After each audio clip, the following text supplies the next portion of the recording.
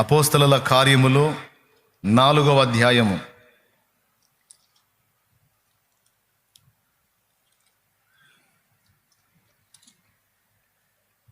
18వ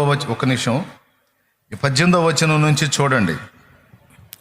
అప్పుడు వారిని పిలిపించి, మీరు యేసు నామమును బట్టి ఎంత మాత్రమును మాట్లాడకూడదు, బోధింపను కూడదని వారికి ఆజ్ఞాపించిరి.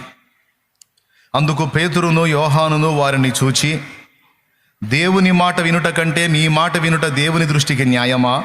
మీరే చెప్పుడి. మేము కన్నవాటిని విన్నవాటిని చెప్పక ఉండలేమని వారికి ఉత్తరం ఇచ్చిరి.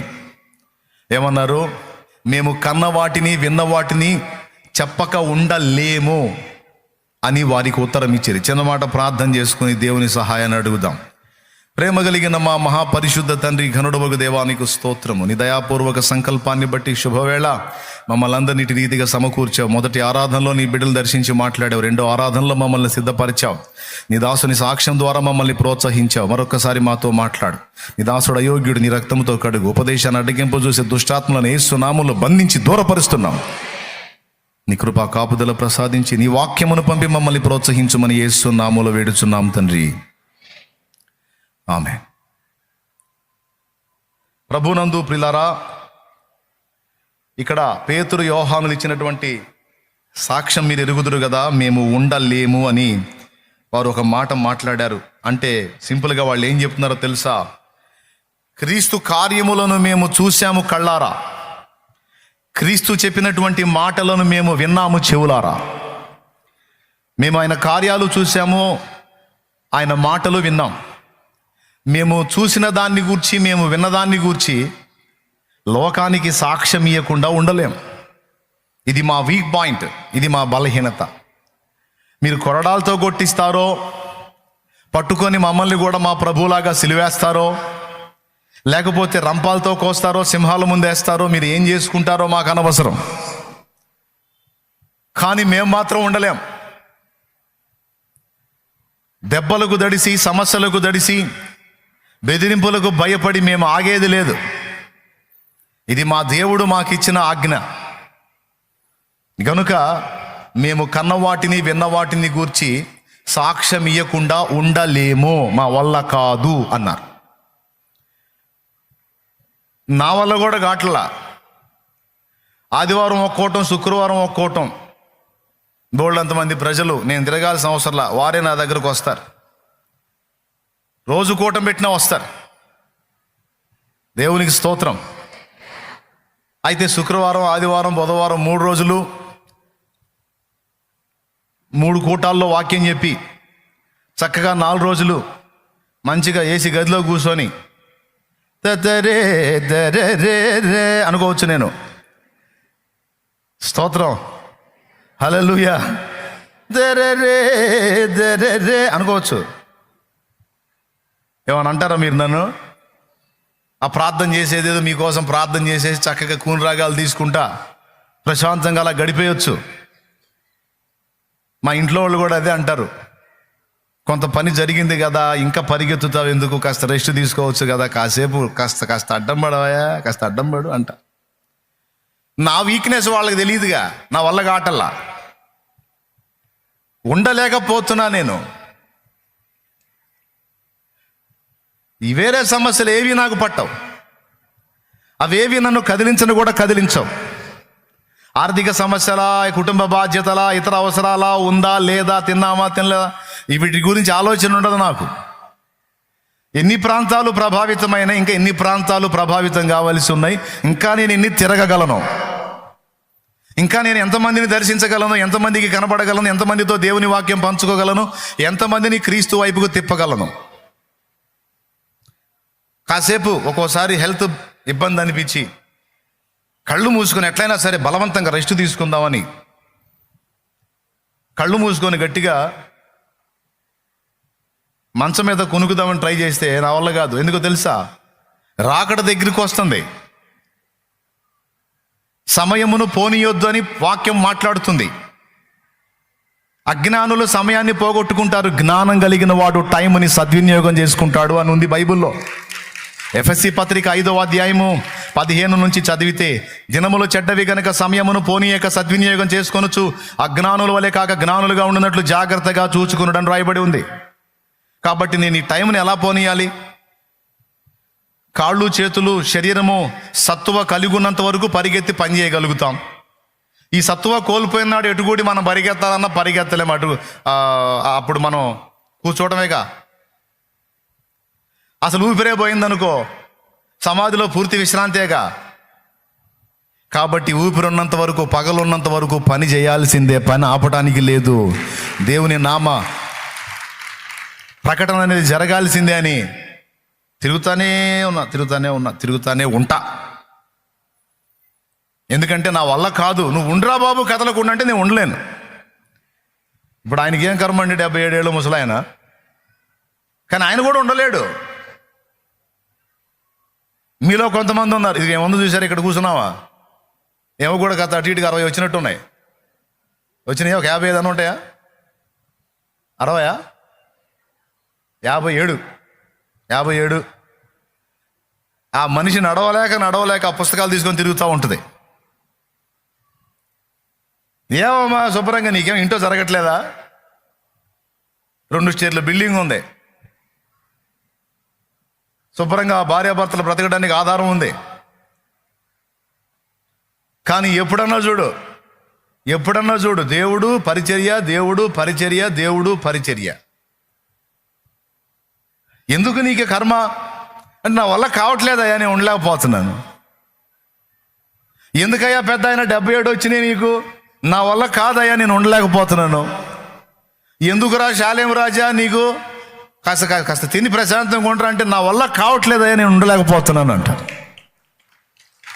నా వల్ల కావట్లా.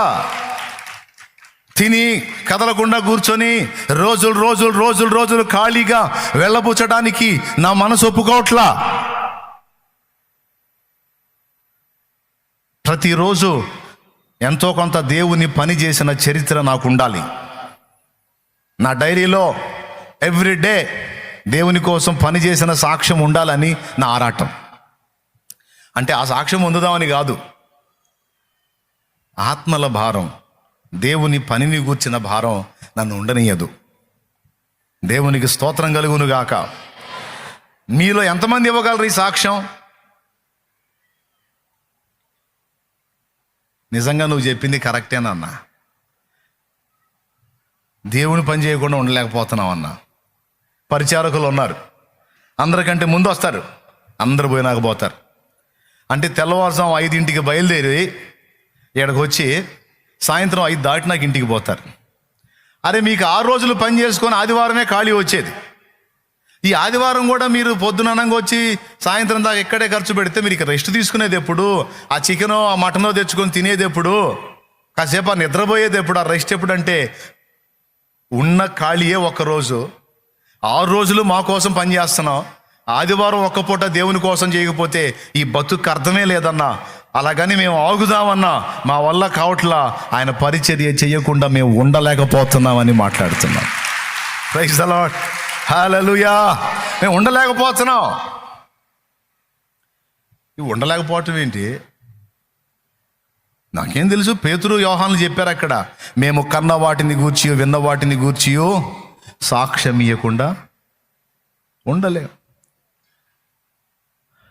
నేను చెప్తున్నా వినండి, మనం నిజంగా యేసు ప్రభుని రుచి చూసి ఉంటే, సరిగ్గా మనం పరిశుద్ధాత్మను పొందుకొని ఉంటే, దేవుని ఆత్మ చేతనే మనం నడిపించబడతా ఉంటే, మనం యేసయ్యను ఇతరులకు పరిచయం చేయకుండా ఉండటం మన వల్ల కాదు. ఎవరన్నా రాని, ఎక్కడన్నా కూర్చొని ఖచ్చితంగా యేసయ్య మాట లేకుండా మన వల్ల కాదు. అలా నీ వల్ల అవుతుందంటే, ఏది యేసయ్య మాట మాట్లాడకుండా కూడా ఉండగలుగుతున్నావు అంటే ఇంకా నువ్వు సరిగ్గా కనెక్ట్ కాలేదని అర్థం. సరిగ్గా దేవునికి కనెక్ట్ అయ్యావంటే, నీ ఆత్మ దేవునికి ట్యూన్ అయిందంటే, పరిశుద్ధాత్మ నడిపింపు కిందకి నువ్వు వచ్చావంటే, నిజంగా ఆత్మాభిషేకం ఒరిజినల్గా నువ్వు పొందావు అంటే, నీ నోరు యేసయ్యను గురించి మాట్లాడకుండా ఒక్క రోజు కూడా ఉండలేదు. ఇదొక నిరూపణ. పాయింట్ నెంబర్ 1 రాసుకో. నిజంగా నువ్వు ఆత్మను పొందుకొని ఉంటే,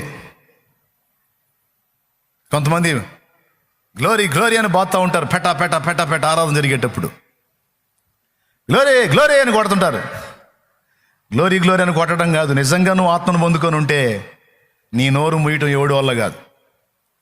ఆపినా సరే ఆగను. నువ్వు నీ తోటి స్టూడెంట్స్కి నువ్వు ఆయన గురించి మాట్లాడకుండా ఉండలేవు. నువ్వు జాబ్ చేసే దగ్గర తోటి కొలీగ్స్కి ఆయన గురించి మాట్లాడకుండా ఉండలేవు. నువ్వు కంపెనీలో జాబ్ చేసే దగ్గర నీ తోటి కార్మికులతో ఆయన గురించి మాట్లాడకుండా ఉండలేవు. ఆఖరికి నువ్వు పొలం పనికి వెళ్ళి ఆ పత్తి కూలిగా మిరపజేనుకు పోయినా సరే ఆ తోటి రైతులతో మాట్లాడకుండా నువ్వు ఉండలేవు. నీ వల్ల కాదు. వాళ్ళు అంటుంటారు, ఏమమ్మా ఎప్పుడు నోరు తెరిసినా ఇక యేసు ప్రభు వ్యవహారం తప్ప ఇంక రెండోది రాదా నీకు? పిచ్చోళ్ళని చూసాం కానీ ఎంత పిచ్చోళ్ళని ఆడ చూడలే. ఇంకొక మాట ఏదన్నా మాట్లాడతావేమంటే ఎప్పుడన్నా చూడ యేసు ప్రభు యేసు ప్రభు యేసు ప్రభు యేసు. మరి అంతకంటే విలువైన మాటలు ఇంక ప్రపంచంలో ఏమున్నాయి చెప్పు? అంతకంటే శ్రేష్టమైన మాటలు ప్రపంచంలో ఇంకేమున్నాయి చెప్పు? పరిశుద్ధుల లక్షణం ఇది.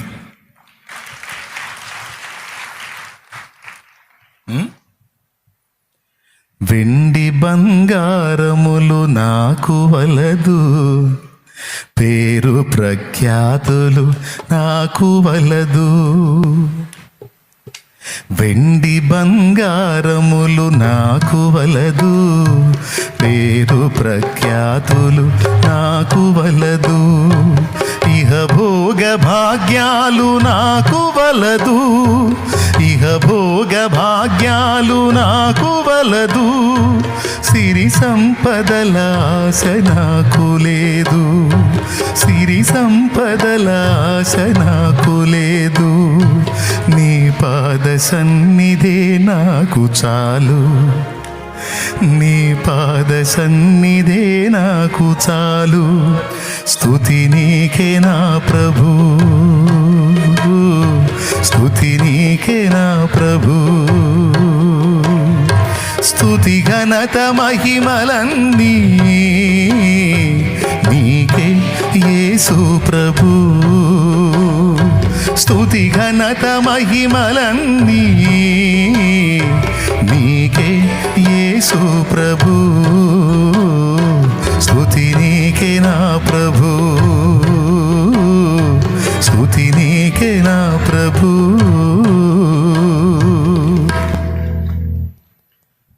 దేవునికి మహిమ. కూర్చోండి మా కూర్చోండి మా ఎడ చోటు కూర్చోండి.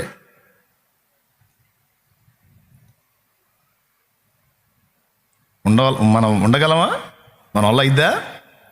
నా వల్ల అయితే కాట్లా. మరి మీలో ఎంతమందికి వల్ల అవుతుందో ఏమో, మరి నాకైతే తెలియదు. నాకు తెలిసి మీరు కూడా నిజంగా దేవుని ఆత్మను పొందుకున్న వాళ్ళైతే మీ వల్ల కూడా కాదని నేను అనుకుంటున్నా. అన్న మా వల్ల కూడా కావట్లేదు అన్నోళ్ళు చేతులు ఎత్తండి. సరిగా ఎత్తండి, చేతులు ఎత్తదలుచుకుంటే సరిగానే ఎత్తండి. ఎందుకు ఇంకా అనుమానం? రైట్. మీ వల్ల కూడా కావట్లేదంటే దేవుని ఆత్మ మిమ్మల్ని తొందర చేస్తున్నట్టే. దేవునికి స్తోత్రం. ఏమి ఇవ్వకుండా ఉండలేం? సాక్ష్యం ఇవ్వకుండా, యేసుని గురించి ఇతరులతో మాట్లాడకుండా అస్సలు మన వల్ల కాదు. నాకైతే టైటిల్ పెట్టేశారు, వాడేందో వాడికి అది పిచ్చెక్కినట్టు ఉంది, కదిలితే యేసుప్రభు యేసుప్రభు అంట. నా ఫ్రెండ్స్ అప్పుడు ఎవడన్నా దొరకని వాడికి యేసుప్రభు గురించి మాట్లాడతాను. ఇక నన్ను ఇక పిచ్చోడి కింద కట్టారు. నన్ను పిచ్చోడు అనుకున్న వాళ్ళందరూ ఇప్పుడు ప్రాణాలతో కూడా లేరు. కానీ నన్ను దేవుడు నిలబెట్టి పిచ్చోడ్నో మంచోడ్నో దేవుడు సమాజానికి సాక్ష్యం ఇచ్చాడు. సో మొట్టమొదటి విషయము, దేవుని ఆత్మను పొందుకున్న వ్యక్తులమైతే, దేవుని చేత నడిపించబడుతున్న వ్యక్తులమైతే, యేసును నిజముగా రుచి చూచిన వారమైతే, యేసులో నిజముగా ఎదిగిన వారమైతే. 4 రాసుకో. పరిశుద్ధాత్మను పొందిన వారమైతే, ఆత్మచేత నడిపించబడుతున్న వారమైతే, యేసును నిజంగా రుచి చూచిన వారమైతే, యేసులో నిజముగా కాస్తో కూస్తో ఎదిగిన వారమైతే. మళ్ళీసారి చెప్పేదా? ఆత్మను పొందిన వారమైతే, ఆత్మచేత నడిపించబడుతున్న వారమైతే, నిజముగా యేసును రుచి చూచిన వారమైతే, యేసులో ఏ కొంచెమైనా ఎదిగిన వారమైతే యేసును గూర్చి, ఒకవేళ నువ్వు అలా మాట్లాడలేకపోతున్నావంటే ఇంకా నువ్వు సరిగ్గా కనెక్ట్ అవ్వలా, సరిగ్గా ఆత్మను పొందలా, ఇంకా సరిగ్గా నువ్వు యేసులో ఎదగల. ఎదిగితే నీ వల్ల కాదు. ఎంతమంది బెదిరించినా నువ్వు ఆగవు. వాళ్ళు ఏమనుకుంటారో, వీళ్ళు ఏమనుకుంటారో, అసలు ఏం పట్టవు. ఎవడు ఏమన్నా అనుకొని నా ప్రభువుని తెలుసుకోకపోతే వాడు పోతాడు. కొంతమంది ఉంటారు తిక్కలోళ్ళు, కొంతమంది చీపురు కట్ట వార్త చెబుతారు పక్కిళ్ళోళ్ళకి. చీపురు కట్ట వార్త ఏంది చెప్పన? చీపురు కట్ట మార్కెట్లో కొట్లు ఉంటాయిగా. ఎవరన్నా ఒక ఆమె 50 రూపాయలు చీపురు కట్టనే 25 రూపాయలు కొనుక్కొచ్చింది అనుకో. 50 రూపాయలు చీపురు కట్టనే 25కే తెచ్చింది అనుకో. ఇక మరుసటి రోజు ఆ పక్కింటాం ఈ పక్కింటాం లేచి పొద్దున్న ఊడుచుకుంటుంటారుగా. ఏం అడిగిద్ది, వదిన ఆ చీపురు ఎంత అని. ఈ చీపురా ఇది అప్పుడు కొన్నామమ్మా 50 రూపాయలు అయింది అని. 50? అరే అబ్బాయి ఎట్రా ఆ చీపురు తీసుకురారా. ఆ చీపురు కట్ట చూపించి ఇది ఎంత, ఇది అది ఒకటేగా. ఒకటే. 25కి తెచ్చా. 25 అంత తేడా ఉంటుందా? ఉందే. ఫలానా కొట్టుందా, ఫలానా కొట్టు పక్కన ఇంకో కొట్టుందా, అక్కడి నుంచి 3వ కొట్టు కాడికి పోయి అడుగుపో. ఓయమ్మో ఇది చీపురు కట్ట వార్త. ఎంత భారమో 25 మిగిలియటానికి ఆమెకి. స్తోత్రం. ఇప్పుడు ఈమె చీపురు కట్ట వార్త చెప్పకపోతే ఆమెకి ఏమన్నా నరకం వచ్చిద్దా? చెప్పినందువల్ల 25 రూపాయలు, 25 రూపాయలు కవర్ అయిపోయేటువంటి చీపురు కట్ట విషయంలోనే అంత భారం బాధ్యత కలిగి చెబుతారా? మరి యేసయ్యని గురించి చెప్పకపోతే వాళ్ళు నశించిపోతారు కదా, ఆత్మ నరకానికి పోయింది కదా. నేను అడుగుతానే, చీపురు కట్ట విలువ చేయడా యేసయ్య అని అడుగుతున్నాను నేను. కొంతమంది చీరల ప్రచారం, కొంతమంది బంగారం ప్రచారం, ఏమో ముక్కుతో ఆ చెవులతో ఏదో తెచ్చుకుంటారు. తెచ్చుకొని ఆ చుట్టుపక్కల 7-8 కొంపలన్నీ తిరిగి చూపిస్తారు.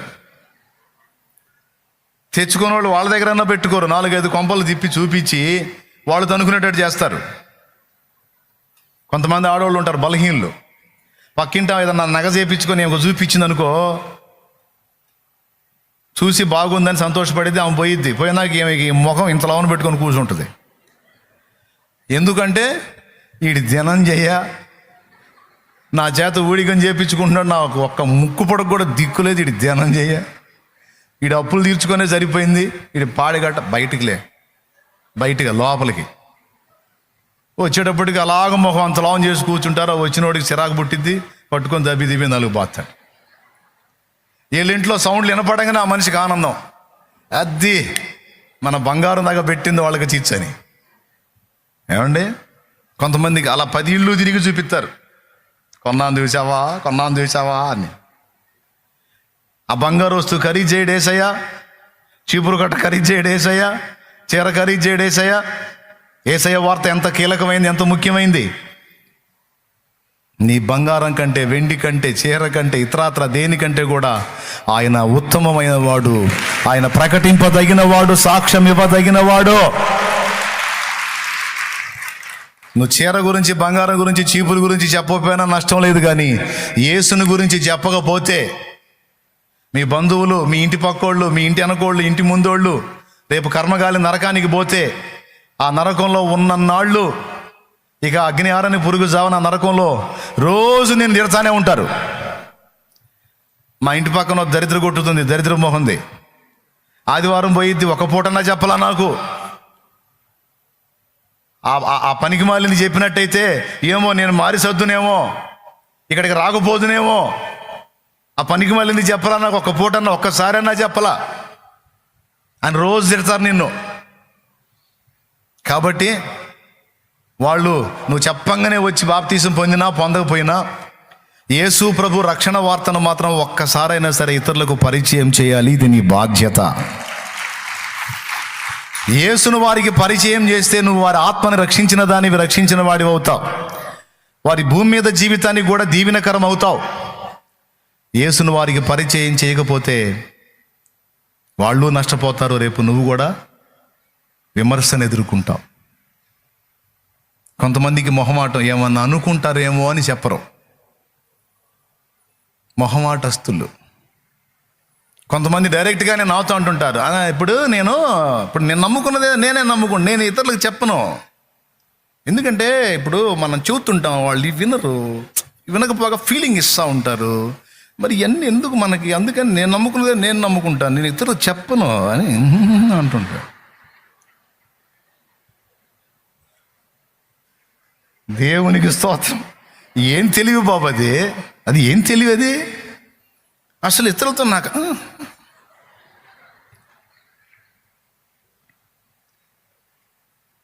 కొంతమందికి ఇట్లా మొహమాటం, కొంతమందికి సిగ్గు. చెప్తున్నావా ఎవరికన్నా అంటే, అన్నయ్య చెప్పొచ్చు కానీ అన్నయ్య నాకేందో అన్నయ్య, అసలు ఏందో ఎవరితో మాట్లాడాలంటే సిగ్గు అన్నయ్య. ఒరే వాడు పాతాళానికి పోతాడ్రా, పాతాళానికి పోతే పోయాడులే కానీ నాకైతే భలే సిగ్గు అన్నయ్య. అది ఏ సేని గురించి చెప్పడానికి సిగ్గు ఏందిరా అంటే, నాకెందుకో సిగ్గు అన్నయ్య. ఓరే నీ సిగ్గు చెమడా. కొంతమంది సిగ్గు. యేసు ప్రభు అంటాడు, మనుషుల ఎదుట నన్ను ఒప్పుకొని వాడెవడో వానినే నేను నా దూతలతో కూడా వచ్చినప్పుడు ఒప్పుకొందును నా తండ్రి ఎదుట. మనుషుల ఎదుట నన్ను గూర్చి సిగ్గుపడు వాడెవడో వానిని గూర్చి నేను నా దూతలతో కూడా వచ్చినప్పుడు నా తండ్రి ఎదుట వాని విషయమై సిగ్గుపడుదును అంటాడు. ఉంది ఆ మాట బైబిల్లో, చూస్తారా? సిగ్గుపడే వాళ్ళందరూ సిగ్గు తెచ్చుకోవాలి ఈరోజు యేసు నామంలో. ఆమెన్. ఎక్కడ ఉంది? సువార్తల్లో ఉంది. మత్తయి సువార్తలో ఉంటుంది, లోకాలో ఉంటుంది. మనుషుల ఎదుట నన్ను ఒప్పుకొని వాడెవడో వానిని నేను నా తండ్రి ఎదుట ఒప్పుకొందును.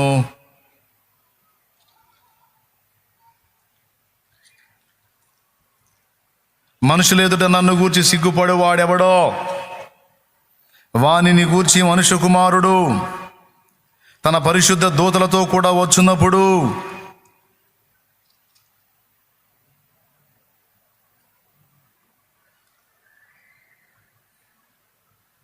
దేవునికి స్తోత్రము.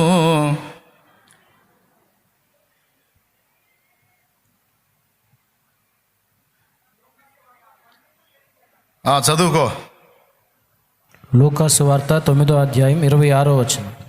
నన్ను గూర్చియు నా మాటలను గూర్చియు సిగ్గుపడు వాడెవడో వాని గూర్చి మనుష్య కుమారుడు తనకును తన తండ్రికిని పరిశుద్ధ దూతలకును కలిగి ఉన్న మహిమతో వచ్చినప్పుడు సిగ్గుపడును. స్పష్టంగా ఉంది.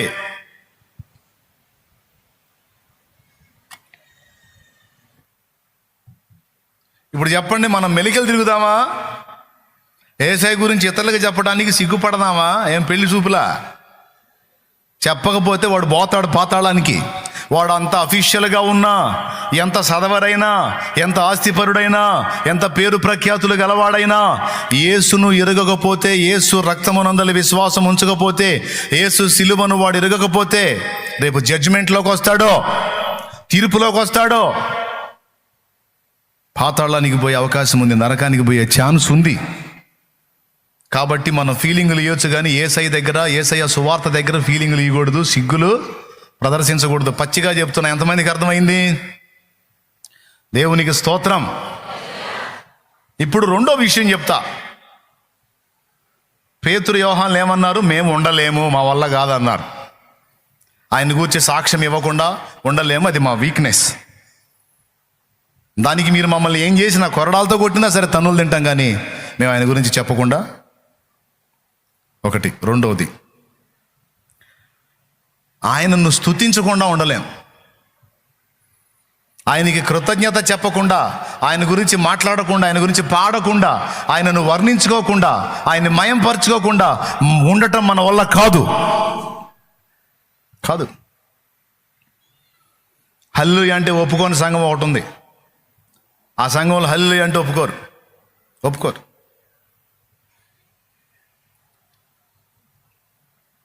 ఒక ముసలాం పోయి కూర్చుంది, వాళ్ళు కూటం పెడితే ఆ కూటంలో ఆ దైవజనుడు వాక్యం చెబుతున్నాడు, చెప్పేటప్పుడు దేవుని కార్యం వర్ణించినప్పుడల్లా ఏమో హల్లెలూయా అని పెద్దగా అరుస్తుంది. వాళ్ళ సంఘంలోనే హల్లెలూయా అంటే ఊరుకోరు. వాళ్ళు మర్యాదకు చెప్పారు, ఇక్కడ నువ్వు హల్లెలూయాలంటే ఊరుకోము, ఇది హల్లెలూయా సంఘం కాదు, నోరు మూసుకొని కూసోమని చెప్పారు ఏమకి. అదేందయ్యా తప్పేముందండి? తప్పే ఇక్కడ అనకూడదు, అంతే, నోరు మూసుకొని కూర్చో. సరే నాకెందుకు వచ్చింది కూడా కూర్చో. కొంచెంసేపాకి మళ్ళా దేవుడు కార్యం ఏదో చెప్పాడు, ఆయన మళ్ళీ వేసింది స్తుతి హల్లెలూయా అని. ఈసారి ఇంకొంచెం దగ్గరికి వచ్చి చెప్పారు, ఇంకోసారి అన్నామంటే తీసుకెళ్ళి బయట వేస్తామని. ఎట్లా పెట్టుకొని కూర్చుంది. ఎందుకు ఉండలేకపోతుంది? బలిపీఠం మీద దైవజనుడు చెబుతున్నాడు, ఏదో కార్యం, దేవుడి కార్యం వినబడ్డప్పుడల్లా ఏమి స్తుతించకుండా ఉండలేకపోతుంది. మూడోసారి వేసింది కేక మళ్ళీ. ఇక నాలుగోసారి వేస్తే తీసుకెళ్ళి బయట వేద్దామని రెడీగా ఉన్నారు. వాళ్ళ కర్మగాలి నాలుగోసారి కూడా హల్లెలూయా అంది. ఇక నలుగురు పట్టుకున్నారు, లే బయటికి బా అంటే, ఎందుకు రావాలయ్యా, నేను యేసయ్యను స్తుతిస్తే మీకేమొచ్చిందయ్యా, నేను రానని కూర్చుంది అక్కడే. పట్టుకొని నలుగురు పట్టుకొని అవంతును మోసుకొని బయటికి పోతున్నారు. అప్పుడు ఆమె కూర్చున్న వాళ్ళతో అంటుంది, అమ్మా యేసయ్య యెరూషలేము వచ్చినప్పుడు ఆయన్ని ఒగ్గాడిద మోసింది కదా అందంట. ఒగ్గాడిద మోసింది కదా, ఆయన్ని స్తుతించినందుకు నన్ను 4 గాడిదలు మోస్తున్నాయి, నన్ను 4 గాడిదల చేత మోపిస్తున్నాడు నా యేసయ్య. తీసుకెళ్ళి బయటేశారు. ఏమిటి ఆమె వీక్నెస్, ఏమిటి ఆమె లోపం, ఏమిటి ఆమె బలహీనత అంటే, ఆయన కార్యములను గూర్చి వినబడినప్పుడు ఆయనను స్తుతించకుండా ఆమె ఉండలేకపోయింది. మమతలూరించే వారెవరు లేరని, నిరాశల చెర నుండి విడిపించినందునా, మమతలూరించే వారెవరు లేరని, నిరాశల చెర నుండి విడిపించినందునా, నిన్ను స్తుతించకుండా నేనుండలేను, నిన్ను స్తుతించకుండా నేనుండలేను, నా విమోచకుడా యేసయ్యా. దేవునికి మహిమ. క్రీస్తు రక్తంలో కడగబడి, పరిశుద్ధాత్మతో నింపబడి, పరిశుద్ధాత్మతో నడిపించబడి, యేసు క్రీస్తు ప్రభుని రుచి చూచి ఆయనలో ఆత్మీయంగా ఎదిగినటువంటి బిడ్డల యొక్క లక్షణాల్లో 2వ లక్షణం, ఆయనను తప్ప మరి దేనిని వారు మహిమపరచరు. ఆయన కంటే మరి ఏది కూడా వారికి ఎక్కువ కాదు, ఘనం కాదు, గొప్ప కాదు. వాళ్ళు నోరు తెరిస్తే ఆయనను గురించి మాట్లాడుతూ ఉంటారు, ఆయన గురించి పాడుతూ ఉంటారు, ఆయనకు స్తోత్రాలు చెబుతూ ఉంటారు. ఏ కొంచెము మేలు జరిగినా కృతజ్ఞతలు చెప్పుకొని ఆనందపడుతుంటారు, నా ప్రభువు ఇచ్చాడు స్తోత్రం హల్లెలూయా అని. కొంతమందికి ఇది అతిలాగా కనపడవచ్చు, సోదోళ్ళకే. ఎవరికే? కొంతమంది సోదోళ్ళు ఉంటారు, సోదోళ్ళు అతిలాగా కనపడవచ్చు వాళ్ళకి. కానీ ఆత్మ సంబంధులకి అది విధి, అతి కాదు, అది విధి. ఆత్మ సంబంధులు ఆయనను సన్నుతించకుండా ఉండలేరు. ఎప్పుడు వారి స్తుతి ద్వారా ఆయన సన్నిధిని తమతో నిలుపుకుంటారు. నువ్వు లేకుండా నేను ఉండలేనయ్యా, నీ తోడు లేకుండా జీవించ. అది నోరు తెరిస్తే ఆయన స్తుతి, మాట్లాడితే ఆయన మాట, పాడితే ఆయన పాట. పరిశుద్ధాత్మ సంబంధుల యొక్క లక్షణాల్లో 2వ లక్షణం ఇది. ఏ కొంచెము మేలు పొందినా సరే, తెల్లవారు నిద్ర లేచారా, స్తుతించకుండా ఊరుకోరు. రాత్రిలోనే చాలామంది పోయారు కాటికి, నాయనా నీ కృపతో నాకు మరో రోజు చూసే అవకాశం ఇచ్చావు, నీకు స్తోత్రం అనుకుంటా లెగుస్తారు, నీకు స్తోత్రం అనుకుంటా లెగుస్తారు. ఆత్మ సంబంధుల లక్షణాలు. అంతేకాదు ఇక ఏదైనా పొందనే. బియ్యం దగ్గరకు పోయి బియ్యం తీసుకునేటప్పుడు స్తోత్రం. చాలామందికి ఇది లేదు, నాకు ఇచ్చావు నీకు స్తోత్రం. వస్త్రాల దగ్గరకు పోయి స్నానం చేసి బట్టలు కట్టుకునేటప్పుడు స్తోత్రం. చాలామంది దేహాలకు సిగ్గు కప్పుకోవడానికి సరైన వస్త్రాలు లేవు, నాకు మంచి వస్త్రాలు ఇచ్చాడు నా దేవుడు, నా దేవునికి స్తోత్రం. స్తుతించకుండా ఉండలేరు. ఆరోగ్యవంతమైన దేహాన్ని బట్టి స్తోత్రం, రక్షణను బట్టి స్తోత్రం, కుటుంబ క్షేమాన్ని బట్టి స్తోత్రం, పట్టెడు అన్నాన్ని బట్టి స్తోత్రం. ఏదన్నా పొందని కృతజ్ఞత చెప్పకుండా ఉండటం వారి వల్ల కాదు. ఇప్పుడు ఆయన యేసన్న గారి గురించి చెప్పాడు.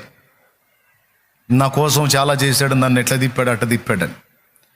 ఇప్పుడు ఆయన చెప్పకపోతే ఆయన ఏమన్నా తగాద వేసుకుంటాడా? పోనీ ఆయన ఏమైనా చూస్తున్నాడా, ఈయన ఈ మాట చెప్తాడా లేదా అని ఆయన ఏమైనా చూస్తున్నాడా? పోనీ తర్వాత అయినా ఈ వీడియో ఆయన చూసే అవకాశం ఉందా? ఎవరు అన్న చూసే ఛాన్స్ ఉందా? లేదుగా. అయినా సరే కృతజ్ఞత. ప్రభు చేసిన మేలుని తలపోసుకుంటారు నీతిమంతులు. అంతేకాదు దేవుని సంబంధులు చేసిన ఉపకారములను కూడా తలపోసుకుంటారు నీతిమంతులు.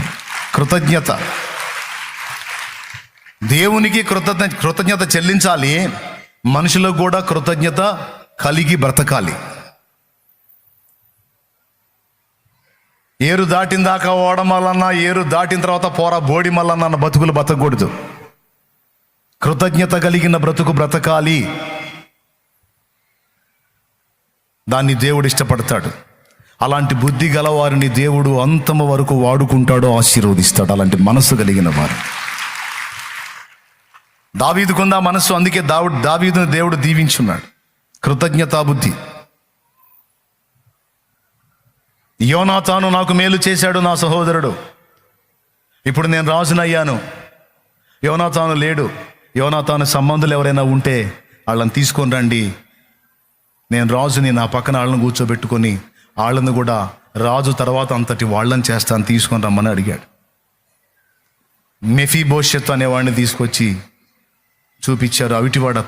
అవిటివాడైనా సరే తన పక్కన సింహాసనం, తన పక్కన ఆసనం ఇచ్చి దాని మీద కూర్చోబెట్టి రాజుకి ఎంత ఘనత ఉందో అంత ఘనత అతనికి ఇప్పించాడు దావీదు. దేన్ని బట్టి? యోనాతాన్ను బట్టి.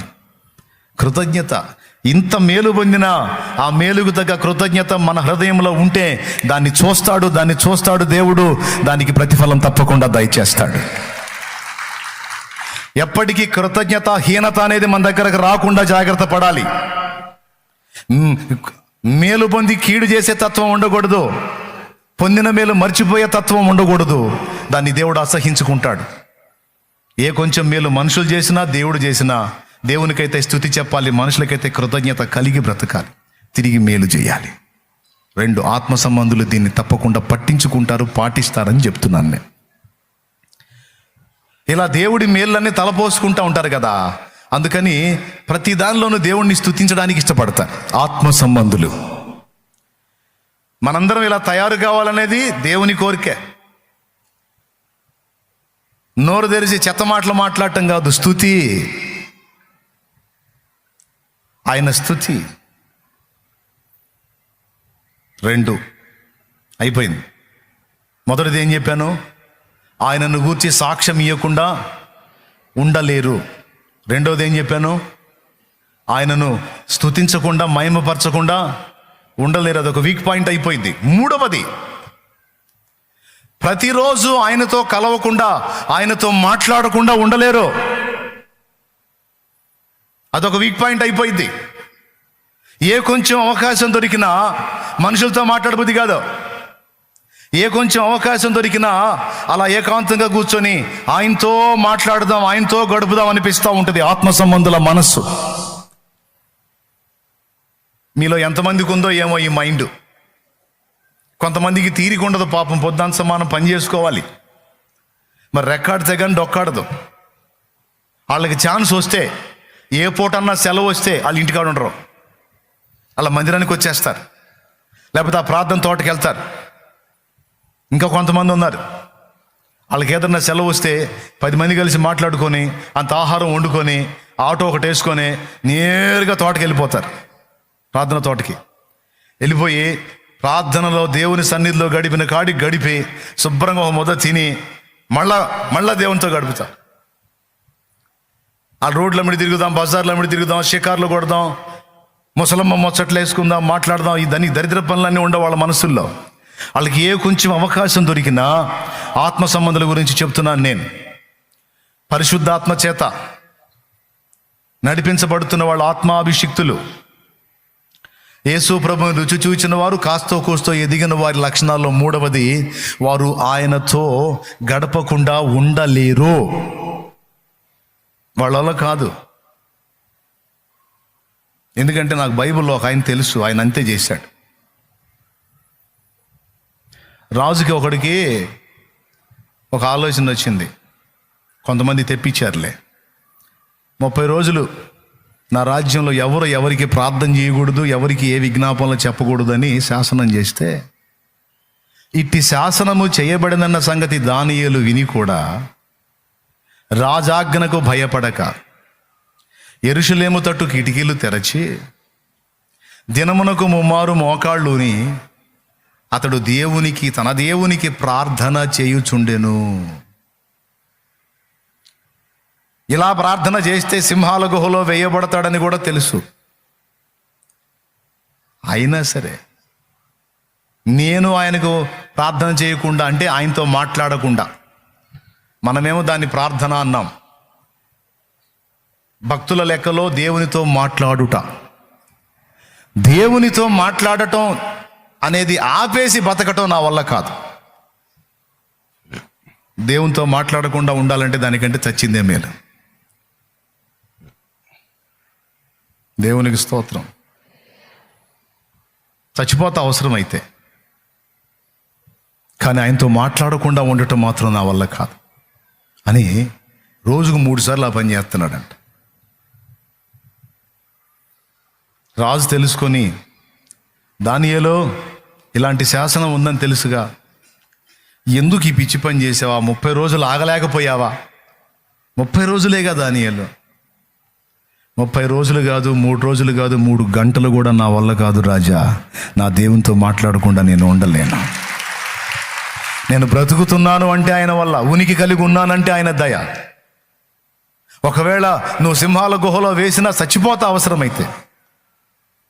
క్షణమైన నీ నామం మరువకుంటిని, మరణమైన మధురముగా ఎంచుకుంటిని. క్షణమైన నీ నామం మరువకుంటిని, మరణమైన మధురముగా ఎంచుకుంటిని. తండ్రి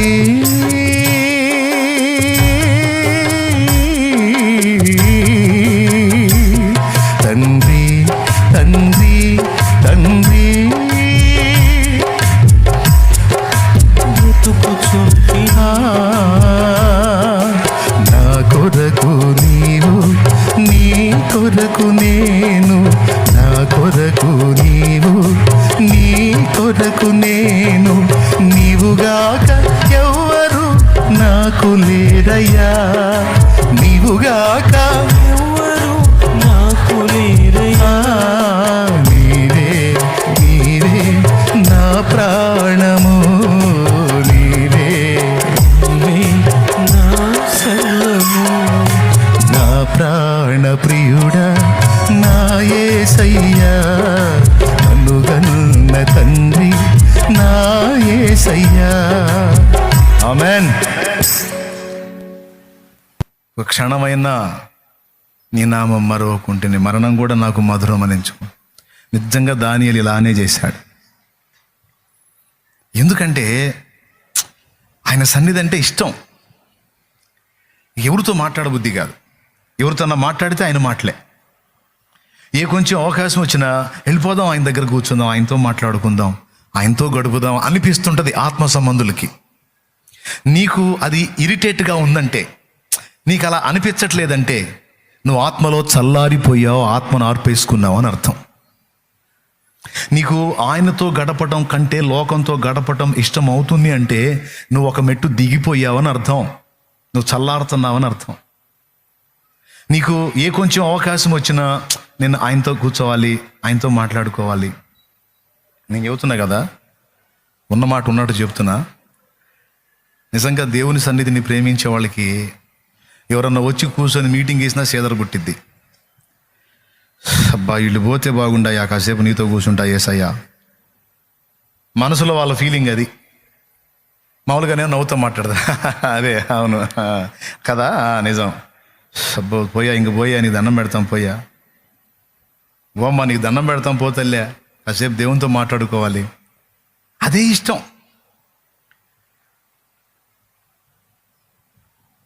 నిజంగా మీలో ఎవరికన్నా అనిపించిద్దా?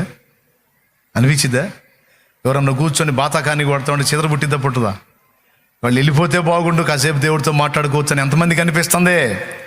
అబ్బా దేవునికి స్తోత్రం, హల్లెలూయా. ఎన్నిసార్లు అడిగినా ఈ ముందున్న వాళ్ళు చేతులు ఎత్తున్నారా, వెనకోళ్ళు చేతులు ఎత్తట్లా, ఏం బాబా మీకు లేదా? ఎంతమందికి ఉంది అలాంటి మనస్సు? ఏ కొంచెం అవకాశం దొరికినా నేను ఇవన్నీ ఒకదించుకొని నేను వెళ్ళి ఆయనతో కూర్చోవాలని ఎంతమందికి మనసు లాగుతుందో వాళ్ళు లైన్లో ఉన్నారు, బతికున్నారు ఆత్మీయంగా. అంటే ఉండలేం, అదే ఇష్టమైపోయింది. కమ్మని విందులు నాకు వలదు, క్షణికానందాలు, కీర్తి కిరీటాలు, ఆ కీర్తి కిరీటాలు, కలల సంచారాలు నాకు వలదు, ఈ భ్రమల సంచారాలు నాకు వలదు. నీ దివ్య కౌగిలే నాకు చాలు, నీ దివ్య కౌగిలే నాకు చాలు. స్తుతి నీకే నా ప్రభు, స్తుతి నీకే నా ప్రభు, స్తుతి ఘనత మహిమలన్నీ నీకే యేసు ప్రభు, స్తుతి ఘనత మహిమలన్నీ యేసు ప్రభు, స్తుతి నీకే నా ప్రభు, స్తుతి నీకే నా ప్రభు. దేవునికి మహిమ. ఇంకా వాళ్ళని ఎయ్యి కలవరపరచవు. బంధు బాంధవ్యాల బాధ వలదు, బరువు బాధ్యతలన్న నా మీద ఇన్ని బాధ్యతలు ఉన్నాయి, నా మీద ఇన్ని బరువులు ఉన్నాయి, నేను ఎట్లా చేసేది, నేను ఎలా చేసేది అనే కలతలు ఉండవు. ఎన్ని బరువులు ఉన్నా, ఎన్ని బాధ్యతలు ఉన్నా మొత్తం డీల్ చేసేది ఆయన కానీ నేను కాదుగా.